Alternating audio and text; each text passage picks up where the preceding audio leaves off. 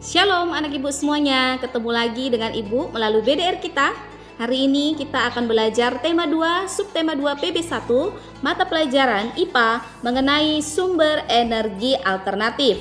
Lalu yang kedua, pelajaran IPS mengenai pemanfaatan sumber daya alam untuk kesejahteraan masyarakat ya, yaitu mengenai tumbuhan. Lalu bahasa Indonesia mengenai teks petunjuk penggunaan alat. Anak-anak ibu, nanti kita doa bersama ya. Namun tujuan pembelajaran kita bahasa Indonesia. Yang pertama, siswa mampu mempraktikannya untuk membuat produk. Produk itu hasil ya, dengan langkah yang benar. Tujuan yang kedua, siswa mampu menyajikan teks petunjuk tertulis dengan cara membuat kipas angin yang tepat. Lalu pelajaran IPA yang pertama, siswa mampu mengidentifikasi manfaat perubahan bentuk energi dalam kehidupan sehari-hari dengan tepat. Lalu yang kedua, siswa mampu menyajikan laporan hasil pengamatan tentang berbagai perubahan bentuk energi dalam kehidupan sehari-hari dengan sistematis. Nah, tujuan yang IPS ya, pertama, siswa mampu mengidentifikasi sumber daya alam dan pemanfaatannya dengan tepat. Lalu yang kedua, siswa mampu menyajikan hasil identifikasi sumber daya alam dan pemanfaatannya dalam bentuk tulisan dengan sistematis. Itulah tujuan pembelajaran kita hari ini. Kita berdoa. Allah Bapa yang bertahta di dalam kerajaan sorga, puji dan syukur kami ucapkan kepadamu ya Tuhan, karena hari ini Tuhan masih memberikan kami kesehatan. Terima kasih buat berkat-Mu, perlindungan-Mu ya Bapa. Tuhan, hari ini kami melakukan BDR, kami mohon berkatilah BDR kami. Bukakanlah hati dan pikiran kami, berikanlah kami kepintaran agar kami mengerti pelajaran hari ini ya Tuhan, dan akan menjadi bekal di masa depan kami. Banyak dosa yang kami perbuat, kami mohon ampun Tuhan, hapuskan dosa kami agar kami layak di hadapan-Mu. Kami mohon ya Tuhan, jadikanlah kami anak yang berguna bagi orang tua kami. Jadikanlah kami anak yang takut akan Tuhan Yesus, anak yang tidak nakal, anak yang baik, anak yang mengerti firman-Mu sehingga kami boleh melakukan dalam kehidupan kami sehari-hari. Tuhan Yesus yang baik, kami berdoa untuk kedua orang tua kami. Kami mohon berkatilah selalu, berikanlah mereka kesehatan, berkat yang melimpah agar mereka boleh mendidik kami sesuai dengan firman-Mu. Sampai di sini doa anak-Mu ya Tuhan, kami mohon terimalah doa kami. Amin. Teks petunjuk menggunakan alat. Teks petunjuk adalah teks yang memberikan arahan dalam melakukan sesuatu untuk suatu tujuan yang diinginkan. Bisa juga dikatakan teks petunjuk adalah teks yang di dalamnya terdapat arahan, bimbingan, pedoman, ataupun panduan untuk melakukan sesuatu, menggunakan atau membuat sesuatu. Berbagai alat yang ada di sekitar kita memiliki petunjuk. Petunjuk menggunakan alat merupakan ketentuan bagaimana menggunakan suatu alat. Bisa saja contohnya dalam kehidupan sehari-hari adalah petunjuk memasang baterai pada mainan mobil-mobilan. Bisa juga petunjuk mengisi ulang tinta spidol dan lain-lain. Untuk mempermudah kamu, apa itu teks petunjuk?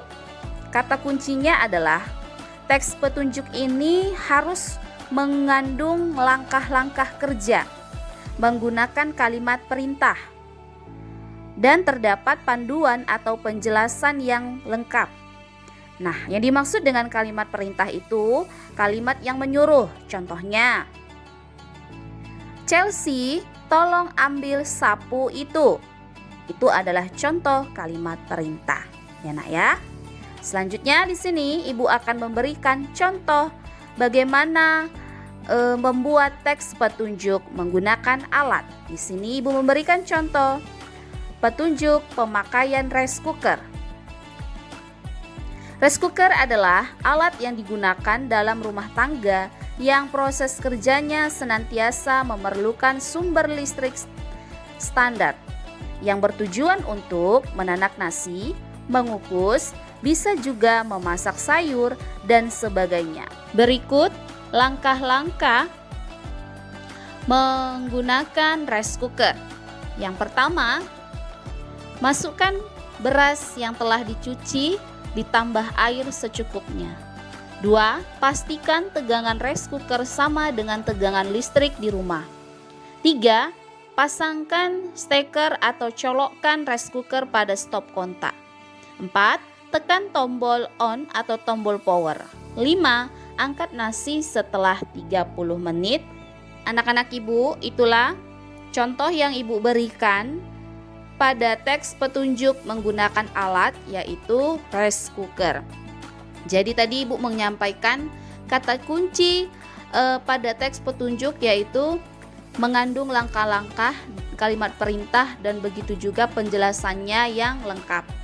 Nah, sebelum kita membuat langkah-langkah alat tersebut, alangkah baiknya kalau kita mau buat teks petunjuk itu dibuat dulu judulnya. Judulnya seperti yang ibu berikan tadi, petunjuk pemakaian rice cooker. Setelah kita membuat judul, lalu kita memberikan penjelasan sedikit alat tersebut. Setelah diberikan penjelasan fungsinya, lalu berikanlah langkah-langkah cara menggunakannya. Itulah membuat teks petunjuk dengan baik ya nak ya.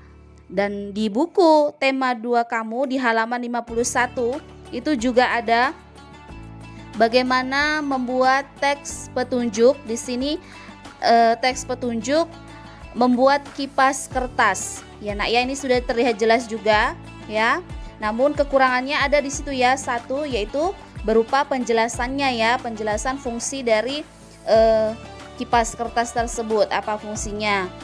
Alangkah baiknya membuat teks petunjuk seperti contoh yang ibu berikan tadi. Kalau yang di buku tema 2 kamu ini sudah benar, tapi kurang lengkap ya nak ya. Sumber energi alternatif.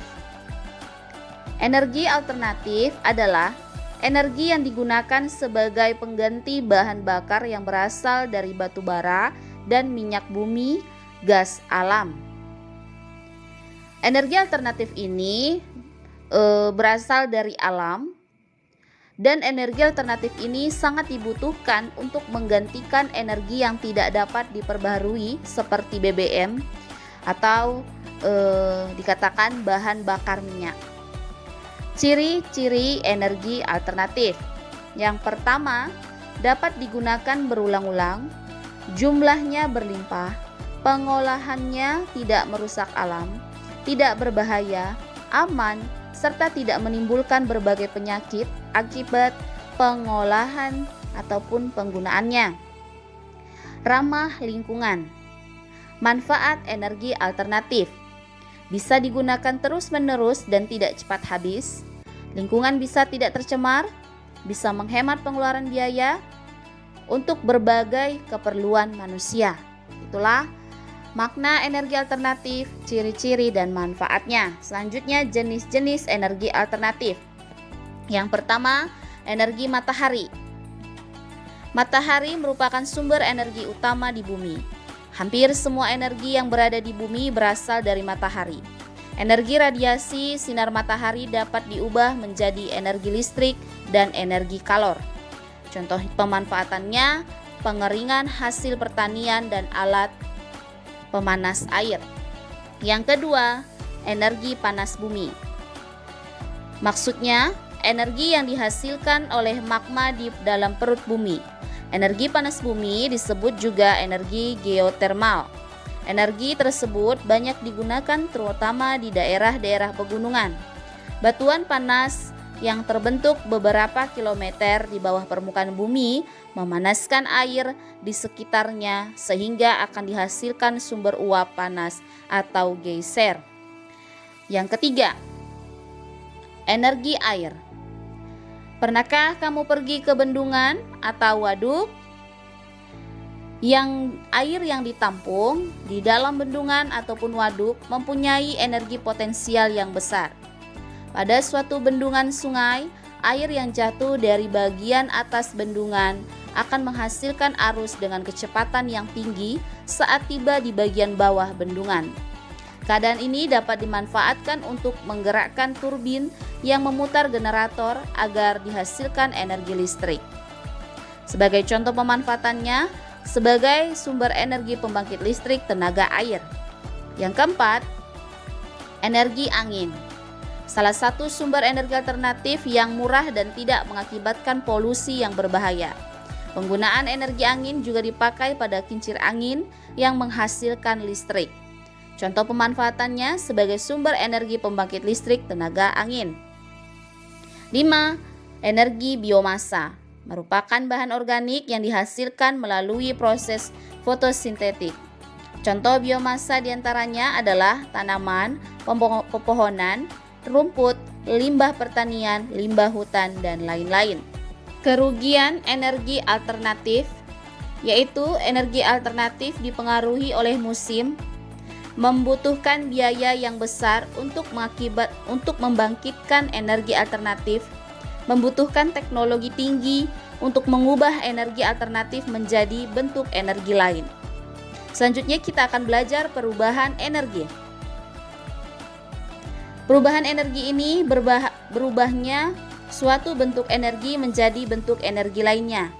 Energi tersendiri adalah daya atau kekuatan yang bisa digunakan untuk melakukan berbagai proses kegiatan. Contoh-contoh perubahan energi. Yang pertama, perubahan energi matahari menjadi energi listrik. Energi matahari bisa dimanfaatkan menjadi energi listrik. Contohnya panel surya yang menyerap energi matahari. Kemudian di dalam panel surya itu akan terjadi proses yang menghasilkan arus listrik. Setelahnya, penghubung pada panel surya akan menyalurkan energi listrik. Dengan begitu, kita bisa memenuhi kebutuhan listrik dari sumber energi alternatif. Yang kedua, perubahan energi angin menjadi energi gerak. Energi angin bisa dimanfaatkan menjadi energi gerak. Contohnya, perahu layar. Perahu layar memanfaatkan energi angin untuk menggerakkan perahu. Selain perahu layar, kincir angin juga contoh perubahan energi angin menjadi energi gerak. Yang ketiga, perubahan energi kimia menjadi energi cahaya. Energi kimia bisa diubah menjadi energi cahaya juga. Yang ketiga, perubahan energi kimia menjadi energi cahaya. Energi kimia bisa diubah menjadi energi cahaya juga. Sebagai contoh, baterai di lampu senter, energi kimia pada baterai diubah menjadi cahaya pada lampu senter. Contoh lain perubahan energi kimia menjadi energi cahaya yaitu penggunaan baterai pada ponsel. 4. Perubahan energi kimia menjadi energi gerak. Selain bisa diubah menjadi energi cahaya, energi kimia juga bisa diubah menjadi energi gerak. Contohnya, manusia beraktivitas seperti berjalan dan mendorong meja, sebab makanan merupakan sumber energi kimia di dalam tubuh. Makanan yang masuk ke dalam tubuh kita diolah menjadi sari-sari makanan. Kemudian, sari-sari makanan tadi diubah menjadi energi gerak yang membuat seluruh bagian tubuh dapat bekerja. 5. Contoh perubahan energi listrik menjadi energi cahaya. Energi listrik bisa diubah menjadi energi cahaya. Contohnya, lampu, televisi, dan komputer. 6. Perubahan energi listrik menjadi energi panas. Energi listrik bisa diubah menjadi energi panas pada peralatan elektronik. Contohnya, setrika listrik. Setrika dialiri arus listrik yang memanaskan elemen pemanas setrika, sehingga setrika bisa mengalirkan panas pada pakaian dan membuat pakaian menjadi rapi. 7. Perubahan energi listrik menjadi energi gerak.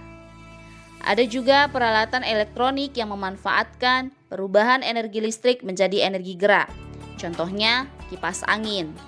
Arus listrik mengalir melewati motor penggerak pada kipas angin. Motor berputar dan menggerakkan bilah-bilah kipas angin. Dengan begitu, udara di sekitarnya jadi bergerak dan ruangan menjadi lebih sejuk. Selanjutnya, Ibu juga mengajak kamu buka buku tema 2 kamu halaman 52. Nah, di situ ada kolom ya. Ayo menulis, ada kegiatan, 4 kegiatan. lalu ada energi yang digunakan dan perubahan energi. Nah, tadi sudah Ibu jelaskan apa itu perubahan energi. Anak-anak Ibu, mari kita bahas bersama. Kegiatan pertama, menjemur ikan. Ayo, energi yang digunakan apa? Benar, cahaya matahari. Perubahan energinya, energi cahaya menjadi energi panas. Lalu yang kedua, menyetrika. Nah, kebetulan tadi ada Ibu berikan materinya ya, Nak. Ayo, energi, iya, energi listrik. Perubahannya, energi listrik menjadi energi panas. Benar. Yang ketiga, bermain layang-layang. Energi yang digunakan, energi angin. Energi, perubahan energi, ya, energi angin menjadi energi gerak. Sama ya seperti kincir angin kamu yang dibuat kemarin ya, Nak ya. Yang keempat, membakar ikan. Ayo, energi yang digunakan, iya, energi kimia. Perubahannya, energi kimia menjadi energi panas. Benar. Nah, itu pada di halaman 52. Sekarang kita masuk pembelajaran IPS, pemanfaatan sumber daya alam untuk kesejahteraan masyarakat, yaitu sumber daya tumbuhan. Sumber daya alam tumbuhan yaitu segala sesuatu yang dihasilkan oleh tumbuhan dan dapat bermanfaat bagi manusia. Sumber daya alam tumbuhan dibagi menjadi 3 jenis. Sumber daya alam yang berasal dari hasil hutan, sumber daya alam yang berasal dari hasil pertanian, lalu sumber daya alam yang berasal dari hasil perkebunan. Di sini kita bahas bersama-sama. Hutan. Hutan menyimpan keanekaragaman hayati yang memiliki banyak potensi. Terdapat berbagai jenis tumbuhan yang hidup di hutan. Pohon dan tumbuhan di hutan menjadi tempat tinggal dan tempat mencari makan bagi satwa liar. Keberadaan hutan secara tidak langsung juga memiliki manfaat pada kehidupan manusia. Yang kedua, lahan pertanian. Lahan pertanian merupakan suatu wilayah yang terhampar luas dan secara sengaja digunakan manusia untuk bercocok tanam. Tumbuhan yang ditanam biasanya adalah tumbuhan yang memiliki nilai ekonomis untuk dijual. Nah, sebagai contoh, tumbuhan yang biasanya ditanam di lahan pertanian itu padi, lalu jagung, kacang hijau, dan lain-lain. Yang ketiga, lahan perkebunan. Nah, di sini maksudnya suatu wilayah yang terhampar luas dan secara sengaja digunakan oleh manusia untuk budidaya tumbuhan tertentu. Tumbuhan yang biasa dibudidayakan di lahan perkebunan adalah tanaman teh, kopi, tebu, kelapa sawit, dan apel. Lanjut lagi, manfaat sumber daya alam tumbuhan. Yang pertama, bahan makanan dan minuman. Pemanfaatan sumber daya alam tumbuhan yang pertama ini sebagai bahan makanan dan minuman. Beberapa jenis tumbuhan yang bisa dijadikan bahan makanan dan minuman yaitu bisa biji-bijian, sayur-sayuran, serta pohon yang memiliki buah layak dikonsumsi. Yang kedua, sebagai material bangunan. Sumber daya alam tumbuhan yang dimanfaatkan sebagai material bangunan yaitu jenis-jenis pohon yang berkayu. Kayu dari batang pohon yang tadinya masih berbentuk bulat memanjang, kemudian dipotong-potong dan diolah menjadi berbagai material bangunan. Lalu yang ketiga, sebagai bahan bakar alternatif. Manfaatnya ini yang disebut dengan biogas. Salah satunya bahan baku terbentuknya biogas itu sisa-sisa makanan yang mengendap di rawa-rawa. Yang keempat, bahan baku obat-obatan herbal. Pemanfaatannya ini sebagai bahan baku obat-obatan tradisional, bahwa tanah Indonesia ditumbuhi oleh berbagai tumbuhan yang mempunyai khasiat sebagai obat tradisional yang sudah digunakan sejak zaman dahulu. Sebagai contoh, jahe, lalu mahkota dewa, lalu binahong. Yang kelima, manfaat yang kelima, bahan baku industri. pemanfaatan sumber daya alam tumbuhan yang terakhir ini dalam pembahasan ini nak sebagai bahan baku industri. Contohnya itu tumbuhan yang dijadikan sebagai bahan baku industri adalah pohon karet dan tanaman kapas. Itulah pembelajaran kita hari ini. Oke, anak-anak Ibu, kamu baru saja menyaksikan penjelasan yang Ibu berikan tadi. Ibu harap kamu memahami materi yang Ibu jelaskan ya. Nah, untuk tugas, yang pertama tugas bahasa Indonesia, kamu ditugaskan membuat petunjuk cara membuat kipas ya. Itu ada di halaman 51. Carilah bentuk-bentuk kipas yang berbeda. Tulislah cara membuatnya dan sampaikan kepada gurumu. Jadi maksudnya kamu membuat petunjuk cara membuat kipas ya, berbeda dengan cara yang di buku tema 2 halaman 51. Kan masih banyak lagi nak cara lain bagaimana membuat kipas ya. Bahan dan alatnya, cara membuat itu pasti ada yang berbeda. Kamu cari, kamu tulis di buku tugas tema kamu ya, itu bahasa Indonesia. Untuk tugas IPS, kamu membuat cerita pemanfaatan sumber daya alam tumbuhan dari segi pertanian. Kenapa? Karena kebetulan di lingkungan kita memanfaatkan sumber daya alam tumbuhan dari segi pertanian untuk kesejahteraan masyarakat, kebutuhan hidup kita ya nak ya. Kamu buat ceritanya, tulis di buku tugas tema kamu, tidak perlu buat video. Oke? Nah, itulah tugas kamu. Jangan lupa diakhiri dengan doa, tetap sehat, tetap semangat, Tuhan Yesus memberkati. Shalom.